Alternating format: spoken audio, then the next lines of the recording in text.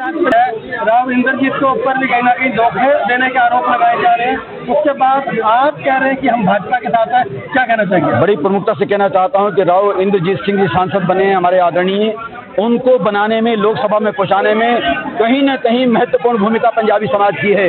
आज मैं आपके माध्यम से कहना चाहता हूं कि उनको इस अवसर पर पंजाबियों के साथ खड़े होना चाहिए था, लेकिन वो नहीं खड़े हुए। हमारा इसका गिला है उनसे शिकवा है हमारा, एक बात। और दूसरी बात है कि पंजाबी समाज हमेशा प्रारंभ से लेकर के आज और आने वाली पीढ़ियों को भी संदेश देके जाएंगे कि राष्ट्रवाद को ये छोड़ नहीं सकते। हम राष्ट्रवादी लोग हैं और राष्ट्रवादी लोग जो नेता आगे आने वाले हैं, वो पार्टी भी हो सकती है, वो नेता भी हो सकते हैं। हम उन लोगों का समर्थन करेंगे जो राष्ट्रवाद को बढ़ावा देने वाले हैं, और संगठन समाज अपना ये एकजुट होकर के रहे, ये भी हमारा प्रमुख संदेश रहेगा।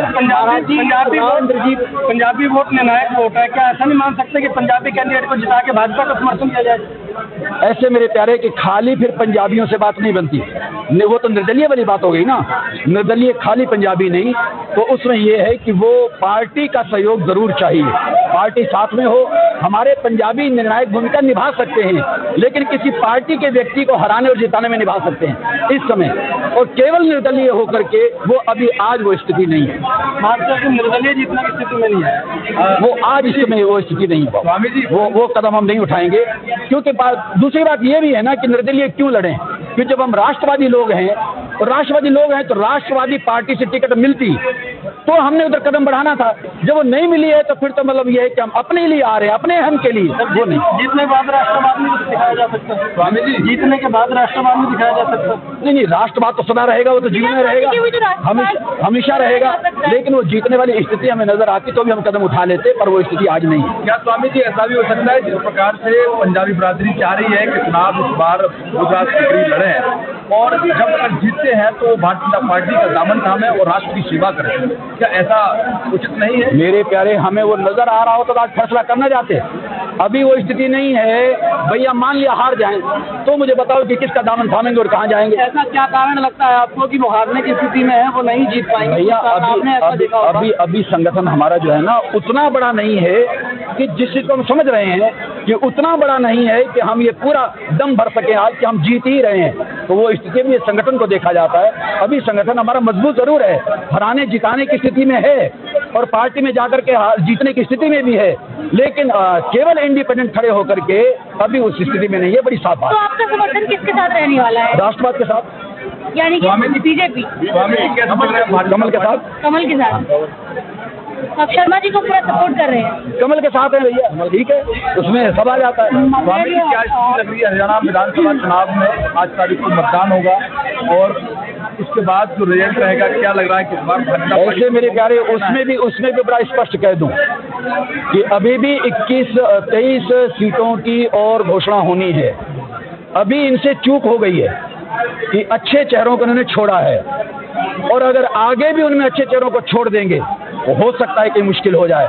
मैं आज आपके माध्यम से कहना चाहता हूं, अच्छे चेहरों का सम्मान करें। भारतीय जनता पार्टी जिसका हम समर्थन करते हैं, भारतीय जनता पार्टी को वोट देते हैं, राष्ट्र सर्वोपरि मान के चलते हैं, और वो अच्छे चेहरों को भुला देते हैं, उनको छोड़ देते हैं, ये उनसे भी हमारा गिला है। तो उनसे हम कहते हैं जो भी चुनाव समिति में लोग हैं गंभीरता से विचार करें कि जो अच्छे लोग, जीतने वाले लोग हमारे पास हैं। तो अब भी आगे कहना चाहता हूं कि अगर उन चेहरों को ले आएंगे तो भैया सरकार निश्चित रूप से आएगी। अगर कहीं वहां चूक हो गई तो भैया फिर हम कुछ कह नहीं सकते। क्या मानते गुरुग्राम में अच्छा चेहरा मिला? भैया वो विषय जो है ना, अब उसको अब रहने दो, आप परमात्मा के पास। अभी मैं आगे के लिए कह रहा हूँ कि आगे इनको अच्छे चेहरों का ध्यान रखना चाहिए। स्वामी जी आपने कहा अपने भाषण में कि इस बार राव इंद्रजीत के कहने पर जिस प्रकार से टिकट दी गई है तो कहीं न कहीं हारने वाले कैंडिडेट है। उसे लगता है कि भारतीय जनता पार्टी की हार निश्चित। मैंने वो तो ये 6-7 कैंडिडेट है ना सिर्फ भैया, वो पूरे हरियाणा के तो नहीं, 90 सीटें हैं। 6-7 कैंडिडेट ये जो है, ये उनके प्रेशर में आग लगकर नहीं आना चाहिए, उनके दबाव में नहीं आना चाहिए था। उनको भी चाहिए था कि वो भी देते तो जीतने वालों को देते, लेकिन हारने वालों को दिए तो 6-7 सीटें हैं। महाराज जी, क्या इसका मतलब ये है कि आप भाजपा पार्टी को आगाह कर रहे हैं कि यदि आपने अच्छे चेहरों को नहीं दिया तो सरकार नहीं? बिल्कुल ये आगाह कर रहा हूँ। बिल्कुल कह रहा हूँ, बिल्कुल हम कोई ऐसे चिकनी चुपड़ी बातें करने वाले नहीं है कि अच्छे चेहरों को नजरअंदाज न किया करें, उनको करेंगे तो शायद बुरे दिन देखने पड़ेंगे, सरकार फिर नहीं आएगी। जी, सीट मिलती तो कॉन्फिडेंस था कि जीतते, पक्का 100% नहीं जीतेंगे, 100% जीते। निर्दलीय खड़े होने पर नहीं जीत पाएंगे, इसके पीछे कारण क्या है? मिस्त्री साहब, शुरू से ही आपको देख रही है जनता, हनुमान जी का सहारा, धर्म का सहारा, सामाजिक कार्यों का सहारा और धर्माचार्य का सहारा और धर्म गुरु महामंडलेश्वर स्वामी धर्मदेव जी का सहारा भी आपको टिकट दिलाने में कामयाब नहीं हो पाया। ऐसे में आपकी आगे की रणनीति क्या रहेगी, उसके बारे में बताएं। ऐसा है कि आपने परिभाषा ही गलत बोली है। धर्म का मतलब पता है आपको क्या है? धर्म का मतलब है जीवन के अंदर कुछ धारण करना। जब व्यक्ति किसी व्यक्ति विशेष के विचारों को धारण करता है तो उसके अंदर असफलता शब्द प्रयोग नहीं होता है। धर्म का राजनीति के साथ बड़ा गहरा संदेश है।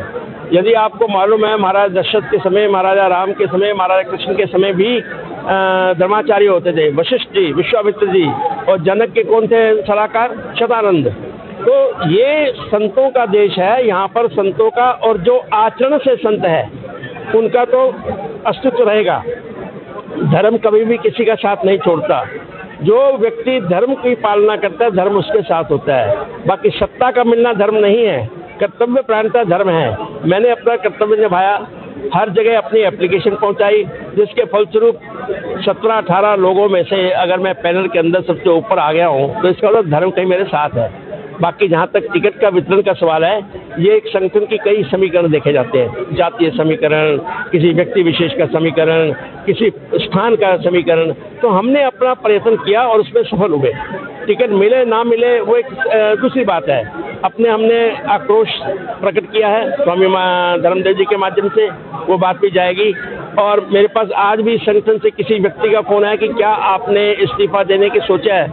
मैंने कहा मेरे पास कम से कम नहीं 19-20 लोगों के इस्तीफे आए हुए हैं जो अलग अलग पदों पर है, पंजाबी समाज से है, लेकिन मैं वो देने वाला नहीं हूँ, खुद भी रिजाइन करने वाला नहीं हूँ। संगठन के अंदर रह करके अपनी आवाज़ को बुलंद करूँगा, क्योंकि जो हमारा अधिकार है वो हमारे अधिकार को कोई नहीं ले सकता।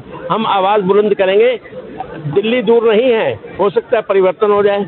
अगर अब नहीं तो 2 महीने के बाद मेयर के चुनाव होंगे। तो हमें अपनी आवाज़ को बुलंद करना है, लोकतंत्र का फायदा उठाना है और किसी चीज़ को हृदय से नहीं लगाना है कि टिकट नहीं मिली तो जाकर के पार्टी छोड़ दो, इंडिपेंडेंट लड़ दो। वो गलत बात है। वो उसे बोलता है अवसरवादिता। मैं एक राष्ट्रवादी हूँ। तो क्या आप मेयर के चुनाव के लिए तैयारी कर रहे हैं? ये कैसे तैयारी की जरूरत नहीं होती है। युद्ध के अंदर जो फौजी होता है ना, उसको तैयारी नहीं होती, उसकी बंदूक के अंदर गोली भरी होती है।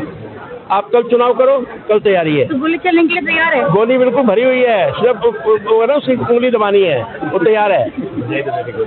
ऐसे में मेयर के चुनाव के लिए अब आपने बात कही है कि ट्रिगर पूरी तरीके से हाथ रखा हुआ है।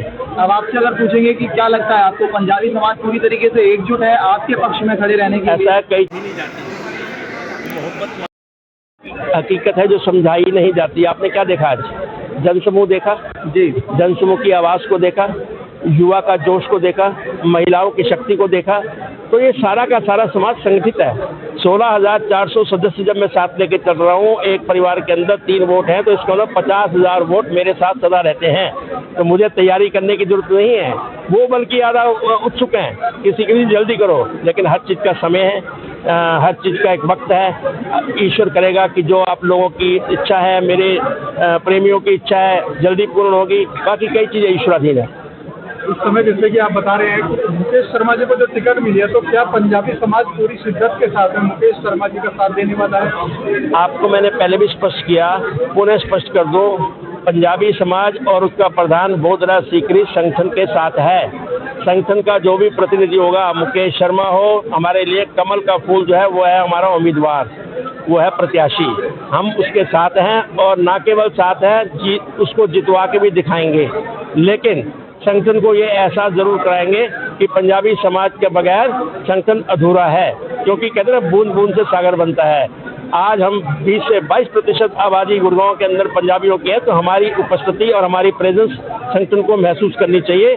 भविष्य में जब भी कोई योजना बनाए, सोचें कि पंजाबियों का भी कुछ अधिकार है। जब कांग्रेस 8 बारी दे सकती है पंजाबी उम्मीदवार को MLA की टिकट, तो भाजपा क्यों नहीं दे सकती? मुकेश शर्मा की टिकट मिलने की घोषणा होने के बाद में पदाधिकारियों की भाजपा से इस्तीफों की झंडी लगी हुई है जो आज तक जारी है। ऐसे में ऐसे लोगों को आप क्या संदेश देना चाहते हैं? संदेश स्पष्ट है, अवसरवादी व्यक्ति कितना एहसान फरोश, क्योंकि उधर से तो हम लोग कहते हैं कि संगठन जो है भारतीय जनता पार्टी हमारी माँ है। क्या आप अपनी माँ को छोड़ के जाते हो? हाँ, नाराज होते हो, गुस्सा करते हो, रूठ जाते हो, खाना नहीं खाते हो और थोड़े दिन में मान भी जाते हो। तो उन लोगों के लिए संदेश ये है कि वो अवसरवादी हैं, उनके जीवन का लक्ष्य क्या है? उनके जीवन के अंदर लक्ष्य है सत्ता लोलुपता। उनको सत्ता चाहिए, मेरे को सेवा का मौका चाहिए। सत्ता पाने के बाद मुझे कोई पैसे की जरूरत नहीं है, मैं एक सफल उद्योगपति हूँ। मेरा उद्देश्य है कि मैं अपनी जो सेवा का परिकल्प लेके चल रहा हूँ उसको और गतिशील बनाऊँ, वो मुझे मौका नहीं मिला।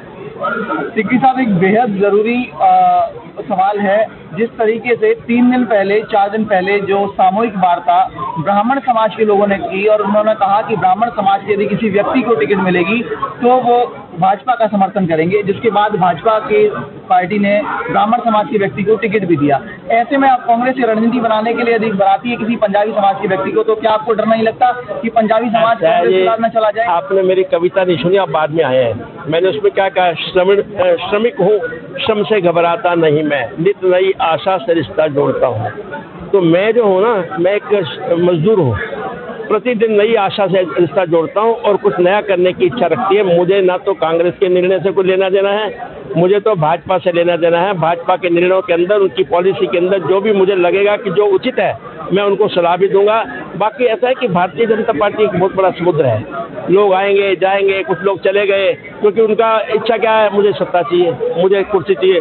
अब एमएलए की टिकट तो एक है और चाहने वाले कितने हैं? अनेक। तो एक और अनेक के अंदर अंतर ये है कि उनमें जो अनेक के अंदर जो एक है, एक जिसके अंदर एकता का भाव है, वो टिका रहेगा। जो स्वार्थी होगा वो चला जाएगा, वहाँ पर भी उसका वही हाल होगा, वहाँ भी टिकट नहीं मिलेगी, वहाँ भी एक को मिलेगी। तो इसलिए जीवन के अंदर स्टेबिलिटी चाहिए, रुकाव चाहिए। बहुत बहुत धन्यवाद।